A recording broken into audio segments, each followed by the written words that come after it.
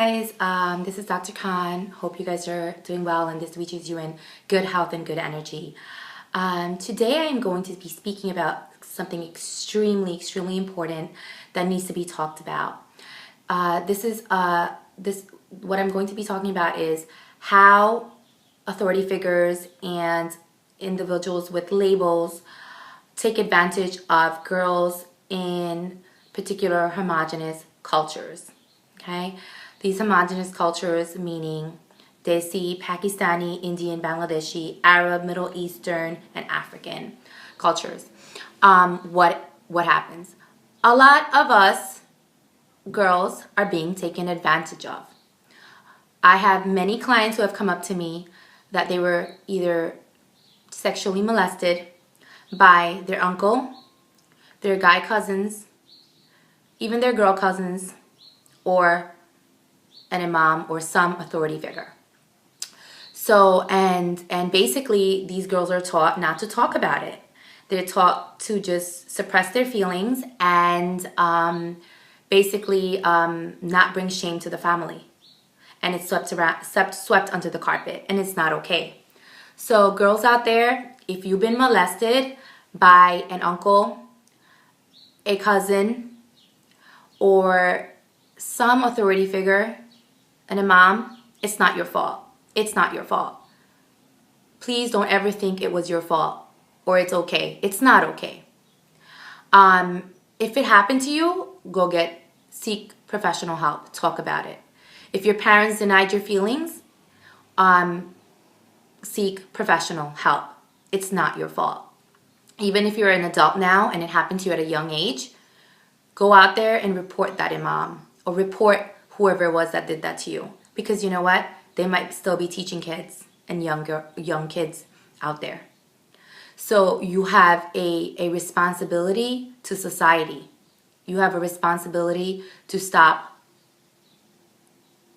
and confront negativity and stop the cycle. Okay, so I'm going to be speaking about why this happens. Okay, number one, I'm going to talk about the programming that occurs. I'm going to be talking about why the programming occurs and how to stop it. Okay, and how to help parents listen to their children and validate them. Okay, so number one, at a very young age, particularly in these homogenous cultures, girls are taught, are programmed to not worry about their feelings. Their feelings, their wants, their needs don't matter. Okay? Number two, they are denied themselves, basically. So their feelings, their whole body do not matter. Okay? They're taught this. They see this from their mothers. They see this from their grandmothers. And they just think that's the way it is. They're taught that their self-worth comes outside of themselves. And basically the roles they play, mother, sister, daughter, wife, daughter-in-law, define them. And the more they don't talk about their feelings or express themselves, the better daughters or better women they are. That's the programming. It is. It's sad. It's quite sad. And the programming occurs that it's so hypnotic, where they just start living their life in this robotic way, where they don't know what's right and what's wrong because they don't even know what their feelings are. They don't know how to feel anymore. So they're like basically taught to suppress any kind of emotion. Okay, so so then why does this programming happen? Okay, so we talked about how they were programmed, and then now I'm going to talk about why did this happen. So basically, the programming happened because they were programmed to be codependent. They've seen their mothers sacrifice their life for others. Okay, they never took care of themselves. They were just out there taking care of the in-laws, cleaning the home, just making sure the family was running well. And again, the mother was just a robot, doing, right?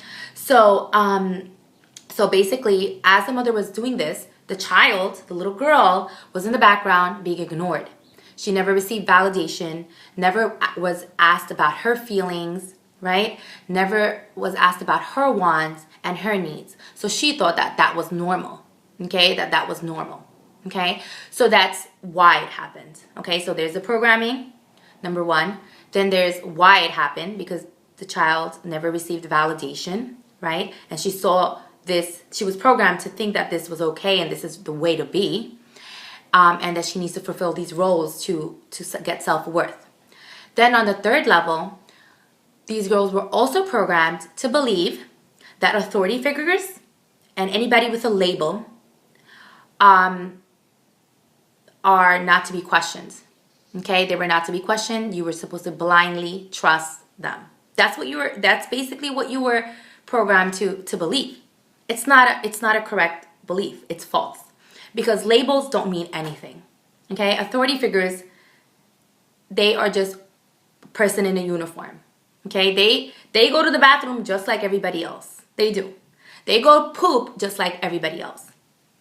So what ends up happening is these individuals from these homogenous cultures, and this can apply on a general scale as well.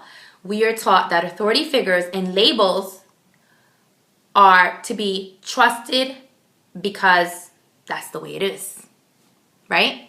So, but that's not true, because behind the labels there are the human being, right? And the label does not mean anything.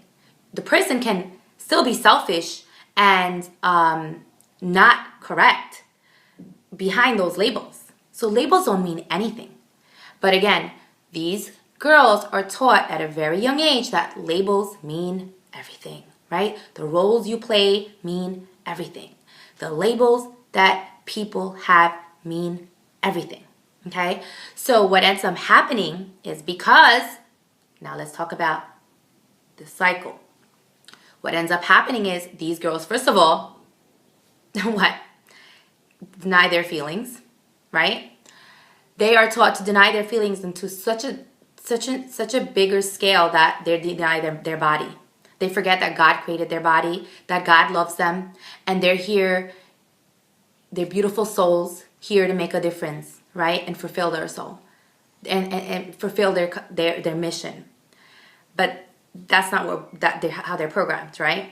So now you have these men or certain individuals under the veil of roles, labels, that are put on such a pedestal, right? Like, yes, I'm the uncle, I'm the grandfather, you better respect me, I'm the Imam, you better trust me. When the mom is too busy and the dad is too busy living out their programming, these girls are being taken advantage of. And it's really sad. Many of my clients have come up to me and told me that they've been molested at a very young age. And when they told their parents, they just said, shh, don't tell anybody. Shh, just don't talk about it. Just don't talk about it.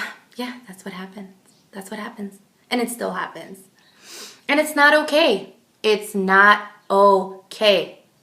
Our daughters are precious little beings. They grow up to be strong women who are also going to have children. You need to teach them how to protect themselves. You need to teach them that their feelings matter, that their body is precious, and if someone touches it, it's not okay. And they can come to you and express themselves, and that you will do something about it. Who cares if it causes shame to the family? So what, you're going to allow these predators to continue? Not just molesting your child, but also other children. So we need to stop. We need to stop as parents and remind ourselves and to get out of this negative programming, right? That we need to talk about our feelings. We need to validate our children's feelings. They're allowed to express themselves. You're allowed to express it yourself. And if there is an imam who has molested your child, you need to report them. I'm not saying all imams are like that. No way, of course not. But there are certain, no one is perfect. But if it has happened to your child, you need to go out there and protect your child. You need to stand up for your child. Because if you don't validate them, they're going to go outside the world seeking for validation. Okay? So, again, it's not okay for your uncle to molest you. It's not okay for your cousin to touch you. It is not okay for an imam to come very close to you where you feel uncomfortable. You need to talk about this. Teach your kids what good touch is. Teach your kids what bad touch is, right? Make them aware of their body. Make them aware of how to protect their body, how to speak up, and stop this cycle, this programming. Get out of yourselves. Get out of yourselves this faulty belief that, you know what, you're going to bring shame to our family if you talk about anything, talk about problems. You need to talk about it. You're human. You need to talk about your problems. That you must keep everyone happy. Then you can't get people angry. That authority figures and anybody with a certain label, you can't question them. Yes, you can. Yes, you can. Labels mean nothing. Labels mean nothing. Alrighty, guys. So I hope this brought some awareness to you and your families, and hope you take action. Really, I'm telling you, little girls out there, women out there, you matter. You matter. Life cannot proceed without you. You guys are such awesome beings. Start loving yourself. Start standing up for yourself. Start respecting yourself. Start taking care of yourself, because your children are watching. Your children are watching how you deal with the world. Okay? Fathers out there, stand up for your daughters. Teach them. Teach them to be strong individuals. Teach them to speak up. Teach them to protect their bodies.